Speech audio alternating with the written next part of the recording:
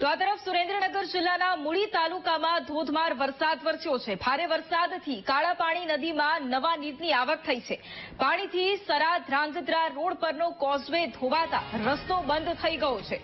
સરા નાળદ્રી તરફ જવાના માર્ગ પર પાણી ફરી વળ્યા છે। ધોધમાર વરસાદથી ગ્રામ્ય વિસ્તારોમાં પાણી ફરી વળ્યા છે। અલગ અલગ દ્રશ્યો સામે આવ્યા છે કે જ્યાં સરા ધ્રાંગધ્રા રોડ પરનો કોઝવે ધોવાયો છે, રસ્તા પર પાણી ફરી વળ્યા છે। સુરેન્દ્રનગર જિલ્લામાં હજુ પણ અતિ ભારે વરસાદની આગાહી છે। મૂળી તાલુકાના આ દ્રશ્યો છે કે જ્યાં ધોધમાર વરસાદ ખાબક્યો છે અને ભારે વરસાદથી કાળા પાણી નદીમાં નવા નીરની આવક પણ થઈ છે, પરંતુ ધોધમાર વરસાદથી સરા ધ્રાંગધ્રા રોડ પરનો કોઝવે ધોવાતા રસ્તો બંધ થઈ ગયો છે। સરા નાળદ્રી તરફ જવાના માર્ગ પર પણ પાણી ફરી વળ્યા છે। ધોધમાર વરસાદથી જે ગ્રામ્ય વિસ્તારો છે તે પણ પાણીમાં ગરકાવ થયા છે।